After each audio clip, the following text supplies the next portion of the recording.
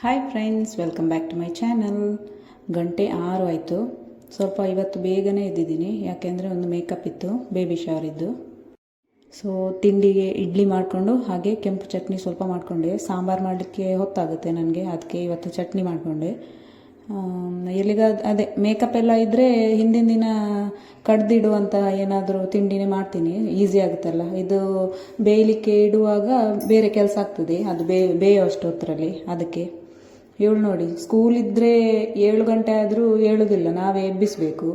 ಇವತ್ತು ತಾನಾಗೆ ಎದ್ದು ನನಗೆ ಹೆಲ್ಪ್ ಮಾಡ್ತೇನೆ ಅಂತ ಹೇಳ್ತಿದ್ದಾಳೆ. ಎಲ್ಲ ಕಿತ್ಕೊಂಡು ಇದನ್ನು ತೆಗಿತಿದ್ದಾಳೆ ಇಡ್ಲಿ.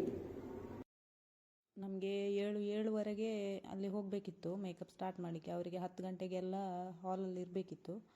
ಹಾಗಾಗಿ ಬೇಗ ಬೇಗ ನಮ್ಮ ಕೆಲಸ ಎಲ್ಲ ಮುಗಿಸ್ಕೊಂಡು, ಸ್ವಲ್ಪ ಮಳೆ ಸಿಕ್ತು. ಒಂದು 10 ನಿಮಿಷ ಮಳೆಯಲ್ಲಿ ವೆಯ್ಟ್ ಮಾಡಿ ಆಮೇಲೆ ಹೋದ್ವಿ. 7:45 ಆಗಿತ್ತು ಅವ್ರ ಮನೆಗೆ ಹೋಗುವಾಗ. ಆಮೇಲೆ ಹೋಗಿ ಮೊದಲಿಗೆ ಸಾರಿ ಪಲ್ಲು ಎಲ್ಲ ಹಾಕ್ಕೊಂಡು ಮೇಕಪ್ ಸ್ಟಾರ್ಟ್ ಮಾಡಿ 10 ಗಂಟೆ ಅಷ್ಟೊತ್ತಿಗೆ ಎಲ್ಲ ಮುಗಿದಿತ್ತು ಮೇಕಪ್.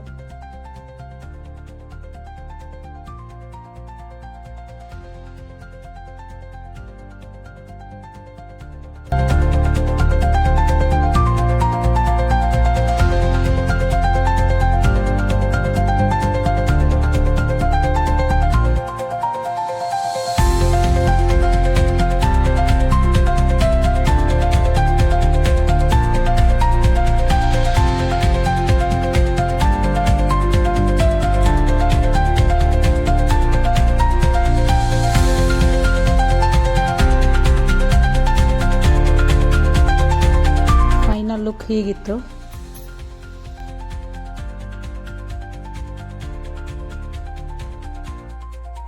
ಮೇಕಪ್ ಎಲ್ಲ ಮುಗಿದು ಮನೆಗೆ ಬರುವಾಗ 10:45 ಆಗಿತ್ತು. ಆಮೇಲೆ ಇನ್ನೊಂದು ನಮ್ಮ ಮನೆಯವರ ರಿಲೇಷನ್ ಅವರದ್ದೇ ಇನ್ನೊಂದು ಬೇಬಿ ಶವರ್ ಇತ್ತು, ಅಲ್ಲಿಗೆ ಹೋಗಬೇಕಿತ್ತು. ಇದು ಕೋಟ ಸಮುದ್ಯತಾ ಭವನದಲ್ಲಿ. ಸೊ ಎಲ್ಲರೂ ಫ್ಯಾಮಿಲಿ ಹಾಗೆ ನಮ್ಮ ಮನೆಯವರೆಲ್ಲರೂ ಅಲ್ಲಿಗೆ ಹೊರಟ್ವಿ.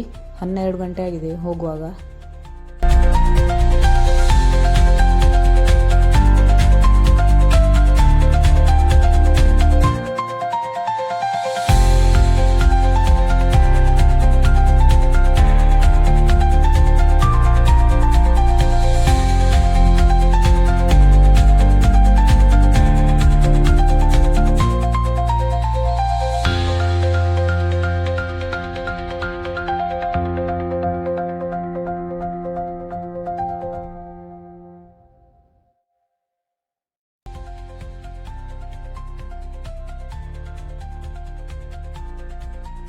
ಇವ್ರ ಕಡೆ ಊಟದಲ್ಲಿ ಒಂದು ಸ್ಪೆಷಲ್, ಇದು ಒಂದೊಂದು ಸೋಡಾ ಬಾಟ್ಲನ್ನೇ ಒಬ್ಬೊಬ್ಬರಿಗೆ ಇಡ್ತಾರೆ. ನಾನು ಈ ಥರದ್ದು ಫಸ್ಟ್ ಇಲ್ಲೇ ನೋಡಿದ್ದು.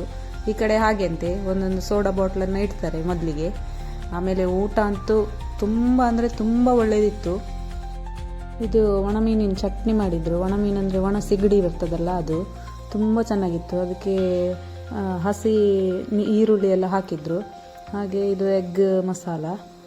ಇವಳು ನೋಡಿ, ನನ್ನ ಮಗಳು ಅದರ ಮಸಾಲನೆಲ್ಲ ತೆಗೆದು ಖಾಲಿ ಎಗ್ ತಿಂತಿದ್ದಾಳೆ.